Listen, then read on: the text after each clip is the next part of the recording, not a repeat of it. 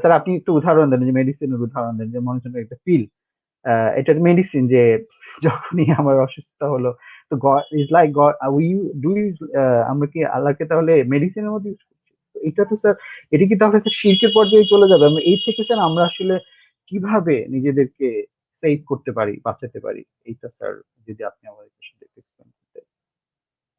Thank you sir. এটা শুধু আমাদের ধর্ম না, আমি রিডার্স ডাইজেস্টের একটা গল্প বলি। রিডার্স ডাইজেস্টে এটা নিউ ইয়র্কের একটা ঘটনা। তো একটা লোক ইন্টারভিউ জন্য যাচ্ছে, তো ওখানে পার্কিং এ খুব সমস্যা। তো ইন্টারভিউ দেরি হয়ে যাচ্ছে, কিন্তু পার্কিং এর স্পেস পাচ্ছে না। তো সে সাথে সাথে হাত তুলে, oh god please help me, I need this job, I need this interview, please find me a parking space. হ্যাঁ, তো যে এই দোয়াটা শেষ করলো, কিছুক্ষণ পর বাঁ দিকে একটা স্পেস দেখা গেল। তো তখন সাথে সাথে লোকটা বলে, no thanks, I found a space. তো এই যে দোয়া করলো, হ্যাঁ, সে ভুলে গেল যে এই স্পেসটা সে পাচ্ছিল না এতক্ষণ, দোয়া করার পরে পেল, শেষ। তো এই যোগটা কিন্তু রিডার্স ডাইজেস্টে আছে। আর যেটা বলছো শিরিক, আল্লাহ তাআলা কিন্তু এটা বলছেন, এইটার কোনো মাফ নাই। তো তুমি যাই লেবেল দাও, শিরিক বলো যেটা বলো, মাফ নেই কেন? কারণ এই যে নৌকার ঘটনা তুমি তো বললে, আল্লাহ তাআলা কোরআন শরীফে ডাইরেক্ট বলেছেন, আরো বলেছেন যে যখন তুমি বিপদে বা কিছু চাও, কিছু তোমার দরকার, তখন আমার কাছে তুমি উঠতে, বসতে, শুইতে, হাঁটতে আমার কাছে তুমি চাচ্ছ। আর যেই মুহূর্তে পেয়ে গেলে, সেই মুহূর্তে তুমি যে শুইতে, বসতে, হাঁটতে আমার কাছে চাচ্ছি, সব ভুলে গেছো। তো এই যে লজিকটা, মানে ধরো আমরা যে জীবন পেলাম, এটা তো অটোমেটিক পেলাম। হ্যাঁ, আল্লাহ তো জিজ্ঞেস করেনি জীবন দেবো কিনা, তো অটোমেটিকলি পেয়ে গেলাম।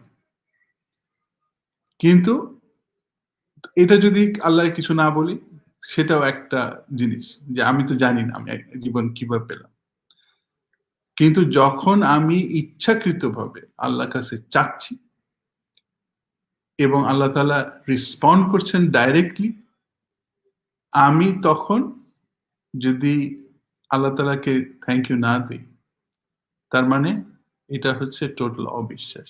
আমি জাস্ট মানে ইয়ারকি করলাম, আল্লাহকে ডাকলাম, মানে without understanding who Allah is.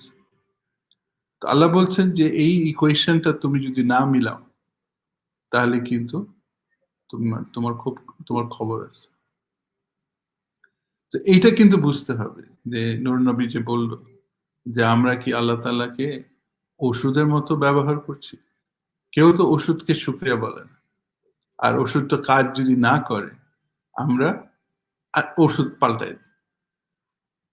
হ্যাঁ, তো আমরা যদি নামাজ পড়ি, হ্যাঁ, তারপরে হচ্ছে যে পীর সাহেবের কাছে যাই, তারপরে হচ্ছে যে আহ, যদি ইন্টারভিউ হয়, বোর্ড মেম্বারদের কাছে সুপারিশ করি, তারপরে এটা না হলে আরো অথরিটির কাছে যাই।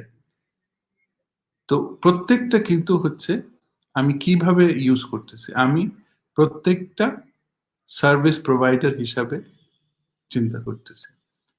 আরেকটা বাংলায় খুব সুন্দর একটা এক্সপ্রেশন আছে, যদি একটা লেগা যায়, অর্থাৎ আমি চারিদিকে আমি দৌড়াচ্ছি, হ্যাঁ, আমার সার্ভিসের জন্য, হ্যাঁ, কিন্তু কোনোটার মধ্যে আসলে বিশ্বাস নাই যে তাবিজটা কাজ করবে, হ্যাঁ, পীর সাহেবের দোয়াটা কাজ করবে, নামাজ পড়লে কাজ করবে। আমি জাস্ট নিজের জন্য, নিজের স্বার্থের জন্য আমি দৌড়াচ্ছি। যদি একটা লেগে যায়, তো এখন হচ্ছে যে এটা কি বিশ্বাস? আর এই জন্যই কি আল্লাহ তাআলা আমাদের সৃষ্টি করেছেন? তো এই প্রশ্নটা আগে যেটা বললাম, যে আমি যদি না জিজ্ঞেস করি যে জীবনটা কেন পেলাম, জীবনটা আল্লাহ তাআলা যদি ফেরত নিয়ে যান, যেখান থেকে আসছিলাম আমাকে যদি ফেরত নিয়ে যান, তখন কি অবজেক্ট করতে পারবো? তখন কি ওয়াই জিজ্ঞেস করতে পারবো? এটা কি শোভা পায়? তো এখানে আনসারটা কি? কি করব? মানে আল্লাহ তাআলাকে আমি কি দিব? আমি কি লেটেস্ট মোবাইল অফার করবো যে আল্লাহ তাআলা give you the latest mobile? সেটা তো না। এই মোবাইল জিনিসটাও তো আল্লাহ তাআলা আমাদের জন্য এই বুদ্ধিটা দিয়েছেন যাতে এটা আমরা বানিয়ে এটা ইউজ করতে পারি। কিন্তু এটা চিন্তা করতে হবে, আমি যে জীবন পেলাম, আমি একটা ইউনিক মানুষ। আল্লাহ তাআলা কিন্তু আর কাউকেও একই মানুষ সৃষ্টি করেননি। সবার ইন্ডিভিজুয়াল পার্সোনালিটি, ইন্ডিভিজুয়াল ভয়েস, হ্যাঁ? চোখ, এভরিথিং, হাতের যে ফিঙ্গারপ্রিন্টস সব ইউনিক।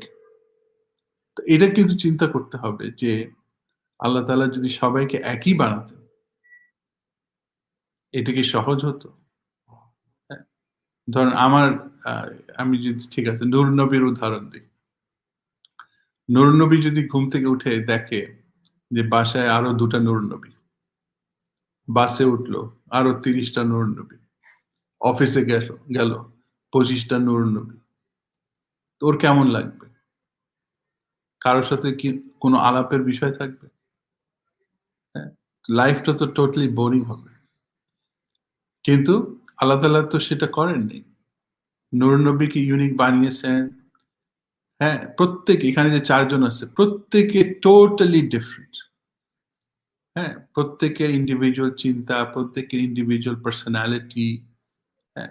তো আমি পার্সোনালিটি পেয়ে আমি যখন এই পার্সোনালিটি নিজেকে ফুললি ডেভেলপ করব এবং কাজগুলি করে তৃপ্তি পাবো, এই তৃপ্তির ব্যবস্থা তো আল্লাহ করেছেন। তো এটার জন্য শুকরিয়ার দাবিদার না? আরেকটা ছোট্ট এক্সাম্পল দেই। তোমরা কেউ স্বপ্ন দেখো? তো স্বপ্ন জি যে স্যার। দেখো, হ্যাঁ? তো স্বপ্নর মধ্যে যে দৃষ্টি, একই স্বপ্ন অন্য মানুষ দেখে। তোমার স্বপ্নের ভিতরে তুমি মানুষদেরকে চিনছো। তোমার ঘটনার সাথে মিল আছে। হ্যাঁ? এবং তোমার জন্য কিন্তু স্বপ্নটা দেয়া হচ্ছে যাতে তোমার কোনো ভবিষ্যতের ওয়ার্নিং বা ভবিষ্যতের গাইডেন্স সব তোমার জন্য স্বপ্নটা তৈরি করা। আমি তো বলি প্রত্যেক মানুষ এর জন্য একটা আলাদা স্বপ্নর ফ্যাক্টরি তৈরি করা হয়েছে। কেন? বিকজ সায়েন্স বলে যে প্রত্যেক মানুষ রাতে বিটুইন 5 to 9 ড্রিমস দেখে। আর বেশিরভাগই কিন্তু মনে থাকে না। হ্যাঁ? কিন্তু হয়তো ওটা আমাদের সাবকনসিয়াসে কাজ করতে থাকে। কিন্তু প্রত্যেকটা ড্রিম কিন্তু ইন্ডিভিজুয়াল। আর ফ্যাক্টরি কেন বলছি? আমরা সিমিলার যদি অ্যানিমেটেড একটা কার্টুন তৈরি করি, ওই কার্টুনে কয়জন কার্টুনিস্ট লাগে? তারপর এটার সাথে ভয়েস দিতে হয়, এটার সাথে সফটওয়্যার লাগে, অনেক কিছু লাগে। হিউজ একটা ব্যাপার একটা কার্টুন তৈরি করার। হ্যাঁ? তো কিন্তু প্রত্যেক মানুষের জন্য তার টেইলর মেড, তার জন্য, তাকে ভালোবেসে, তার জন্য স্বপ্ন আল্লাহ তাআলা তৈরি করে। তো আমরা কি এই শুকরিয়া বলতে পারি না? নাকি বলবো যে Allah you are a service provider সেজন্য আমাকে স্বপ্ন দেখাচ্ছ। তো উত্তর কি পেয়েছো নূর নবী?